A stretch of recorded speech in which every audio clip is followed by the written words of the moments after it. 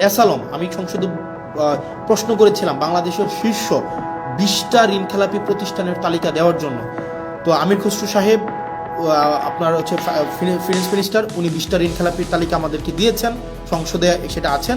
এই 20টার মধ্যে 9টাই হচ্ছে অ্যাসালমের প্রতিষ্ঠান। এই অ্যাসালম ইসলামী ব্যাংক থেকে 82,000 কোটি টাকা শুধু ইসলামী ব্যাংক থেকে ওনারা হচ্ছে ঋণখেলাপি করেছে। 82,000 কোটি টাকা ইসলামী ব্যাংক থেকে নিয়ে গিয়েছে অ্যাসালম।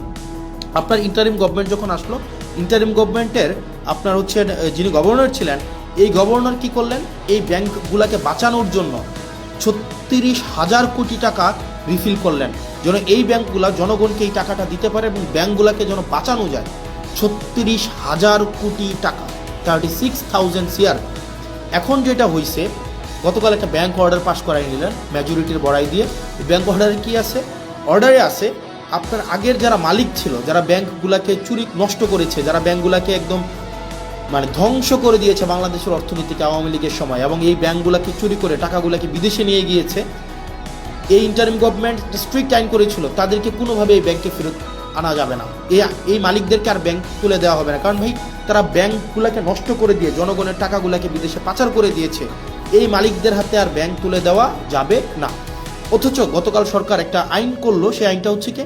আইনটা হচ্ছে যদি 7% টাকা ফেরত দেয়, আপনার 36,000 কোটি টাকার 7% যদি ওনারা ফেরত দেয়, তাইলে আবার তাদের কাছে মালিকানা বুঝাই দেওয়া হবে। তাহলে চিন্তা করেন, তার মানে আপনি টাকা 82,000 কোটি টাকা মারলেন, এখন সরকার এই ব্যাংকগুলোকে বাঁচানোর জন্য আবার 36,000 কোটি টাকা দিল।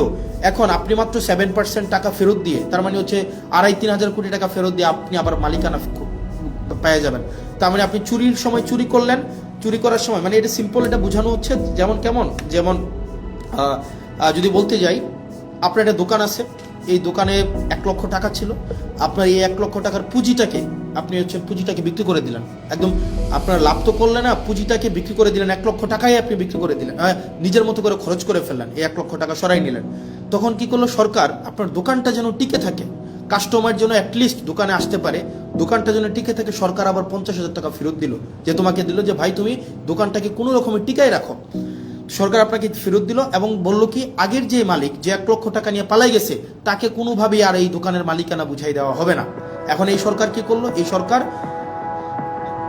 আসার পরে ওই মালিককে আবার এখন সুযোগ দিল যে তুমি যদি মাত্র 7% টাকা ফেরত দাও, মাত্র 7,000 টাকা ফেরত দাও, তাইলে তোমাকে আবার মালিকানা বুঝাই দেওয়া হবে। তার মানে ওই দোকানদার 1 লক্ষ টাকাও খাইছে, পরবর্তীতে সরকারের 50,000 টাকাও পাইছে, এখন মাত্র 7,000 টাকা ফেরত দিয়ে সে এখন এই দোকানের মালিকানা বুঝে পাইবে। মানে এত মানে অযৌক্তিক, অবিবেচনা প্রসূত কোনো সিদ্ধান্ত হইতে পারে, মানে বিএনপি থেকে আমরা পাইতে পারি, মানে এটা কোনোভাবেই গ্রহণযোগ্য ছিল না।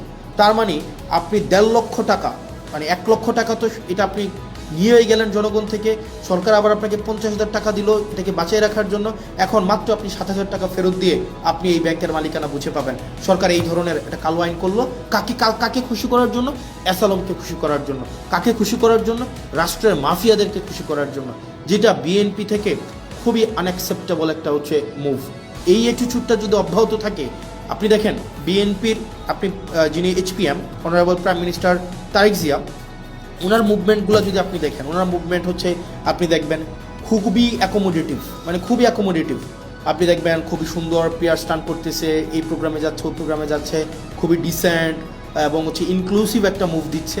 কিন্তু অ্যাক্টিভিটিগুলো যদি আপনি দেখেন, বিএনপির অ্যাক্টিভিটিগুলো লাস্ট 2 মাসে, নাম্বার 1 অ্যাক্টিভিটি বাংলাদেশ ব্যাংকে যেভাবে দখল করা হইলো, এই অ্যাক্টিভিটিটা যদি আপনার চোখে পড়ে, বিসিবিকে যেভাবে দলীয়করণ করা হইলো, স্থানীয় সরকারকে যেভাবে ধ্বংস করা হইলো, মানবাধিকার কমিশনকে যেভাবে বাতিল করে দেওয়া হইলো, পুলিশ সংস্কার কমিশনকে বাতিল করে দেওয়া হইলো, সুপ্রিম কোর্টের সচিবালয়কে বাতিল করে দেওয়া হইলো, এরপরে হচ্ছে আপনার এই ব্যাংকগুলোকে আবার দখল করার জন্য দখলবাজদেরকে যে সুযোগটা দেওয়া হইলো, এই অ্যাক্টিভিটিগুলো যদি আপনি একসাথে করেন, তাহলে আপনার কাছে যে বার্তাটা যায়, এই বার্তাটা কখনোই ইতিবাচক কোনো একটা বার্তা না।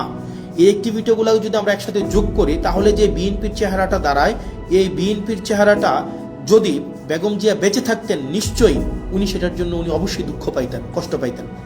উনি বেঁচে থাকলে কখনোই এভাবে মানে নগ্নভাবে দলীয়করণ করা হইতো না। উনি জুলাই জাদুঘরকে যেভাবে হচ্ছে বিএনপি দলীয়করণ করার জন্য সবার হচ্ছে দিনে দুপুরে প্রকাশ্যে যেভাবে একটা জালিয়াতির একটা আশ্রয় নিয়েছেন, সেটা ম্যাডাম যদি বেঁচে থাকতেন উনি অবশ্যই অবশ্যই সেটার জন্য উনি লজ্জিত হতেন।